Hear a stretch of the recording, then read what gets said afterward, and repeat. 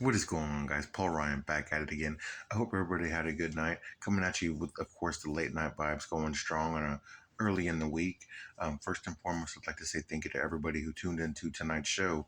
Our discussion tonight was about the Week 1 matchup versus the Cleveland Browns. And I got to say, prior to talking with Mike and Brendan, I felt pretty good about this matchup. I don't really fear the Browns. I don't think they're better than us in the important position groups to where it would be a concern. Um, and so I've been feeling pretty good about this matchup. However, after talking with Mike tonight, one thing I found out that made me feel quite a bit better about heading into the matchup was that the Browns have suffered a lot of injuries to their offensive line. I'm not sure how I missed it, but Mike was saying that they're going to be playing with like their fifth and sixth string tackles, like the backup to the backup to the backup to the backup. And man, with Micah Parsons, Osa Zigidua, Demarcus Lawrence, Browns could be in trouble. And Brendan brought up a good point that we were talking about Deshaun Watson, and he's not really the mobile guy that he used to be. Now, I know we've seen some like glimpses of it. I think he had some games last year, but he's still isn't that electric quarterback that we grew accustomed to seeing.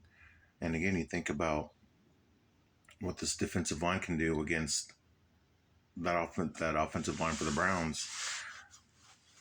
Deshaun Watson's gonna have a hard time finding his open receiver, let alone maneuvering in the pocket to give his receiver some time to get open. And then if you take away the mobility, it's going to be a long day for Deshaun Watson. So after tonight's discussion, I feel better than I did heading into the matchup. But yeah, I think this could be it's going to be an interesting game because don't get it wrong. When we were talking about the matchup, I asked the guys a question. I said, what does anything about this Browns team scare you? And, I won't get too much into it. You have to listen to the episode. But both not Brian, but Brendan and Mike have their concerns about this matchup. It's not going to be, they don't think it's going to be a cakewalk, even with the issues to the Browns offensive line, because you look at what the Cowboys are dealing with, don't really have a run game. Their offensive line itself is kind of a work in progress. I know we're all excited about Tyler Guyton and Cooper Beebe, right? But one matchup in particular that they were concerned with was Terrence Steele versus either Myles Garrett or Zadarius Smith. And good, valid points, man. And then you go to the other side, Myles Garrett or Zadarius Smith versus Tyler Guyton. Experienced defensive ends who are double-digit sack getters multiple times in their careers, going up against a rookie Tyler Guyton and Terrence Smith, who is better than we thought he would be. When we first saw him back in 2020, he's turned into quite a good player, right? Especially for someone who's been undrafted. But Mike, that was the matchup that Mike was worried about the most was who is Terrence still going to be stopping. So there's this will be a challenge. It won't be an easy game by any means, but I can't speak for Mike or for Brendan.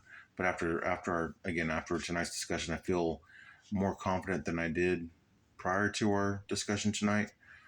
So we'll see what happens, man. But hey, football's back. Kansas City Chiefs, Baltimore Ravens on Thursday night.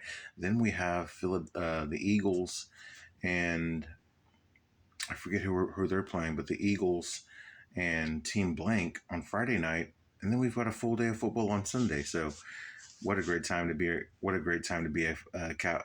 Not just a Cowboys fan, but a football fan. The weather's changing, getting cooler. Great time of year. That's all I've got for you guys tonight.